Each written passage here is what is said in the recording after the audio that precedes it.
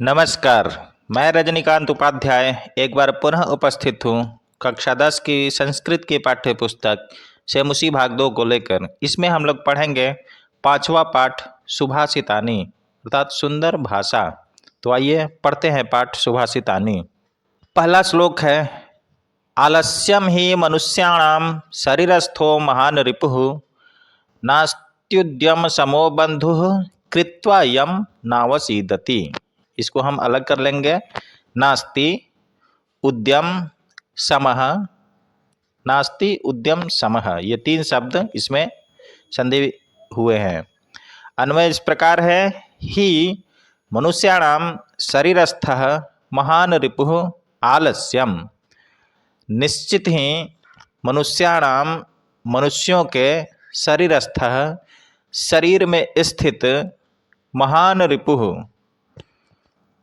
बड़ा शत्रु आलस्यम आलस्य है। निश्चित ही आलस्य मनुष्यों के शरीर में स्थित महान शत्रु है।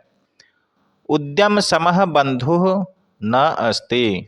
उद्यम समः अर्थात परिश्रम के समान कोई बंधु अर्थात भाई नहीं है। यम कृत्वा जिसको करके, किसको करके, उद्यमम अर्थात परिश्रम को करके, मनुष्य न अवसीदति मनुष्य दुखी नहीं होता है। हिंदी अर्थ है, आलस्य मनुष्यों के शरीर में रहने वाला सबसे बड़ा शत्रु है। परिश्रम के समान कोई मित्र नहीं है। जो मनुष्य परिश्रम करता है वह कभी दुखी नहीं होता है और न ही जीवन में असफल होता है। दूसरा श्लोक है, गुणी गुणम वेत्ति न वेत्ति निर्गुणो बलि बलम वेत्ति न वेत्ति निर्बलः पीको वसंतस्य गुणम न वायसः करी च सिंहस्य बलम न मूषकः। अन्वय है, गुणी गुणम वेत्ति निर्गुणः न वेत्ति, बलि बलम वेत्ति निर्बलः न वेत्ति, पीकः वसंतस्य गुणम वेत्ति वायसः न वेत्ति, करी च सिंहस्य बलम वेत्ति मूषकः न वेत्ति। अब इसके अर्थ को समझते हैं। गुणी गुणम वेत्ति अर्थात गुणवान व्यक्ति ही गुण के महत्व को समझता है। निर्गुणः न वेत्ति निर्गुण व्यक्ति गुण के महत्व को नहीं समझता है। बलि बलम वेत्ति बलवान व्यक्ति ही बल के महत्व को समझता है। निर्बलः न वेत्ति निर्बल व्यक्ति नहीं समझता है। उदाहरण दिया है, पीकः वसंतस्य गुणम वेत्ति। पीकः अर्थात कोयल वसंतस्य गुणम वसंत के गुण को वेत्ति जानती है। वायसः न वेत्ति कौवा नहीं जान सकता है। करी च सिंहस्य बलम वेत्ति करी अर्थात हाथी ही सिंहस्य बलम शेर के बल को वेत्ति जानता है। मूषकः न वेत्ति चूहा नहीं जानता है। क्यों? क्योंकि चूहा शेर से लड़ ही नहीं सकता है। हिंदी इस प्रकार है अर्थ, गुणी व्यक्ति ही गुणों का महत्व समझता है। गुणहीन व्यक्ति नहीं। बलवान ही बल का मूल्य जानता है, निर्बल नहीं। कोयल ही वसंत ऋतु के सौंदर्य और माधुर्य को समझती है, कौवा नहीं। इसी प्रकार हाथी ही सिंह के बल को पहचानता है, चूहा नहीं पहचानता है। अगला श्लोक है, निमित्तमुद्दिश्य ही यह प्रकुप्यति ध्रुवं स तस्यापगमे प्रसीदति अकारण द्वेषी मनस्तु यस्य वै कथम जनस्तम परितोषयिष्यति।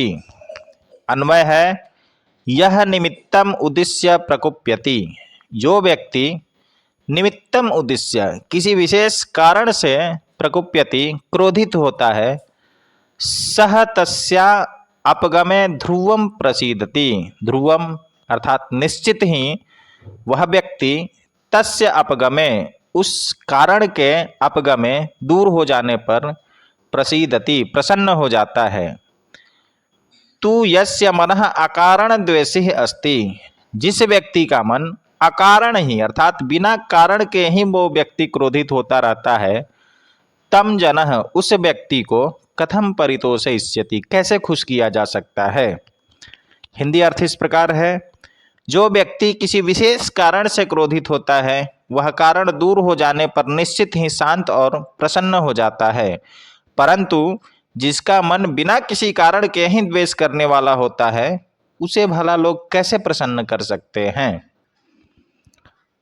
चौथा श्लोक है, उदीरितोर्थः पशुनापि गृह्यते हयाश्च नागाश्च वहन्ति बोधिताः अनुक्तमप्युहति पंडितो जनः परंगित ज्ञान फला ही बुद्धयः।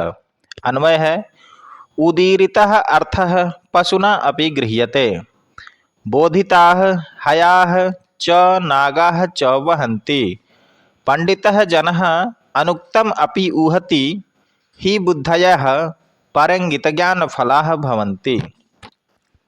इसका अर्थ है, उदीरितः अर्थः अर्थात कहा हुआ जो अर्थ है, पशुना अपि गृह्यते पशु भी समझ लेते हैं, बोधिताः हयाः च नागाः च वहन्ति बोधिताः अर्थात सिखाए जाने पर, हयाः यानी कि घोड़े, नागाः हाथी, घोड़े और हाथी भी सिखाए जाने पर वहन्ति ढोते हैं अर्थात बोझ ढो लेते हैं। पंडितः जनः अनुक्तम अपि ऊहति पंडित जनः जो विद्वान व्यक्ति है, अनुक्तम अपि ऊहति वो बिना कहे हुए ही समझ जाता है। ही बुद्धयः परंगित ज्ञान फलाः भवन्ति क्यों? क्योंकि बुद्धिमानों की बुद्धि दूसरे के संकेतों के समझने का फल होती है। हिंदी अर्थ है, कहा हुआ अर्थ तो पशु भी समझ लेते हैं, घोड़े और हाथी भी सिखाए जाने पर बोझ ढोते हैं, परंतु बुद्धिमान व्यक्ति बिना कहे हुए भाव को भी समझ लेता है, क्योंकि बुद्धिमानों की बुद्धि दूसरों के संकेतों को समझने की क्षमता का फल होती है। यहाँ पर यह समझाया गया है कि जितना कहा जाए उतना तो पशु भी कर लेते हैं, तो फिर बुद्धिमान मनुष्य होने का अंतर क्या है? अर्थात आप सामने वाले व्यक्ति के इशारे को ही देखिए और उसके मनोभाव को देख करके आप समझ जाइए कि वो व्यक्ति क्या कहना चाहता है, तब आप बुद्धिमान हैं।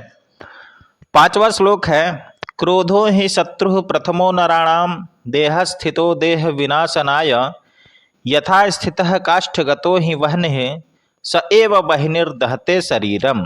अन्वय है, क्रोधः हि नराणाम प्रथमः शत्रुः अस्ति देह स्थिता देह विनाशनाय भवति यथा काष्ठगतः वह्नि स्थितः सह एव वह्निः काष्ठम दहते। अर्थ, क्रोध ही नराणाम प्रथमः शत्रु अर्थात क्रोध मनुष्यों का पहला शत्रु है।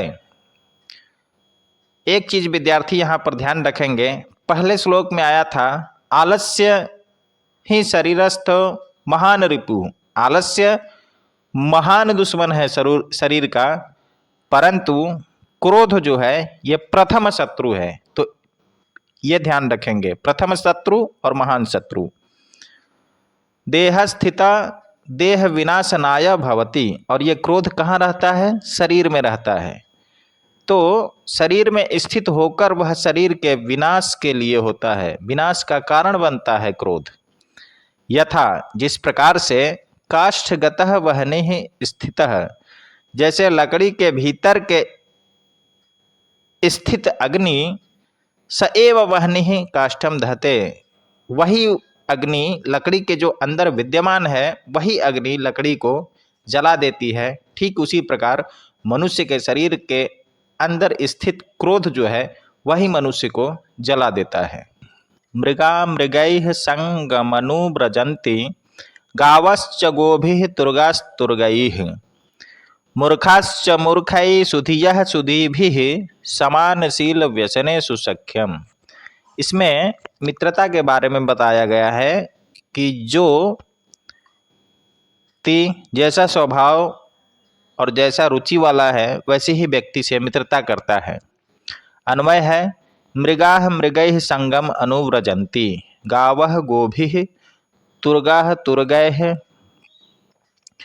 संगम अनुव्रजन्ति मूर्खाः मूर्खैः सुधियः सुधीभिः सख्यम कुर्वन्ति समानशील व्यसने सुसख्यम भवति।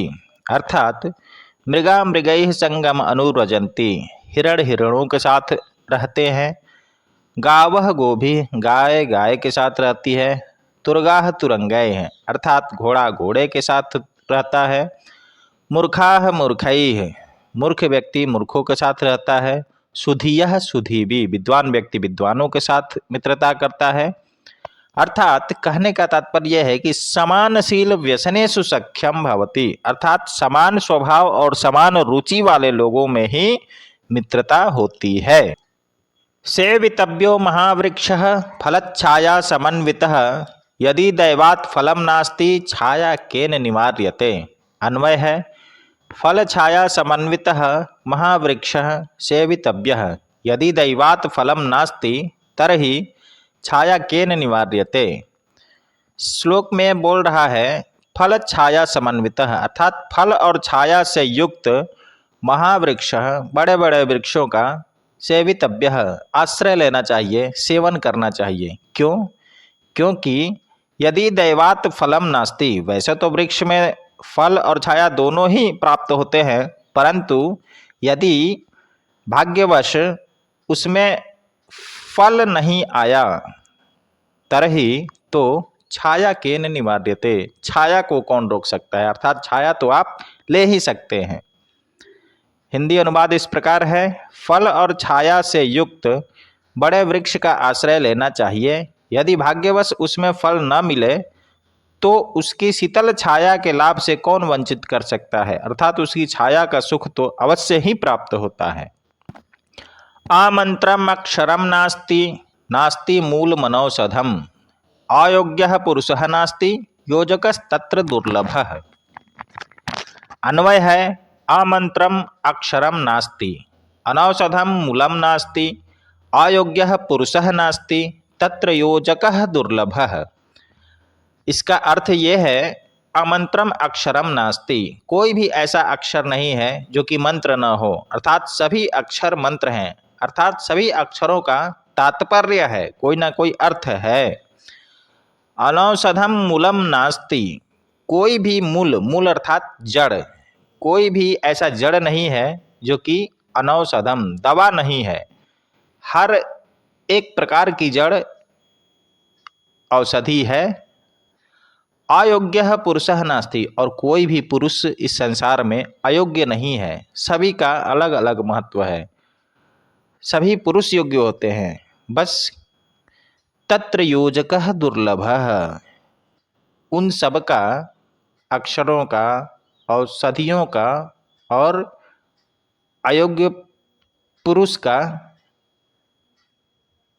उचित उपयोग करने वाला योग्य व्यक्ति दुर्लभ है।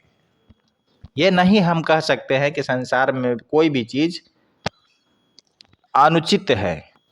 संपत्तौ च विपत्तौ च महतामेक रूपता, उदये सविता रक्तो रक्तश्चास्तमये तथा। अन्वय है, महताम संपत्तौ च विपत्तौ च एक रूपता भवति यथा, अर्थात महताम, महान व्यक्ति जो होते हैं, संपत्तौ च, सुख में, और विपत्तौ च, दुख में, सुख में और दुख में भी एक रूपता भवति, एक समान रहते हैं दोनों ही परिस्थितियों में।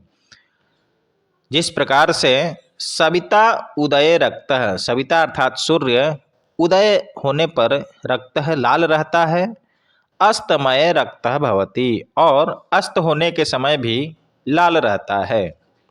हिंदी अर्थ है, महान व्यक्तियों का स्वभाव सुख और दुख दोनों ही परिस्थितियों में समान रहता है। वे सफलता और असफलता में विचलित नहीं होते हैं। जैसे सूर्य उदय के समान भी लाल दिखाई देता है और अस्त होने के समान भी लाल ही दिखाई देता है, इसी प्रकार महापुरुष हर परिस्थिति में समान रहते हैं। अंतिम श्लोक है, विचित्रे खलु संसारे नास्ति किंचित निरर्थकम, अश्वश्चेद धावने वीरः भारस्य वहने खरः। अन्वय है, विचित्रे खलु संसारे किंचित निरर्थकम न अस्ति, अश्वः चेत धावने वीरः तरहि खरः भारस्य वहने वीरः भवति। विचित्रे खलु संसारे, इस विचित्र संसार में किंचित, कोई भी चीज, निरर्थकम न अस्ति, निरर्थक नहीं है, अर्थात बिना उपयोग का नहीं है, अश्वः चेत धावने वीरः, यदि घोड़ा दौड़ने में तेज है तर्हि तो खरः गधा भारस्य वहने वीरः भवति, भार को वहन करने में वीर होता है, इसलिए किसी को कम नहीं आंका जा सकता है। हिंदी का अर्थ इस प्रकार है, यह संसार वास्तव में बहुत विचित्र है, इसमें कोई भी वस्तु या प्राणी निरर्थक नहीं है। यदि घोड़ा तेज दौड़ने में श्रेष्ठ है तो गधा भारी बोझ ढोने में श्रेष्ठ है। इस प्रकार से बच्चों आपका यह पाठ समाप्त हुआ। पुनः अगले वीडियो में प्रश्नोत्तर के साथ मिलेंगे। तब तक के लिए धन्यवाद।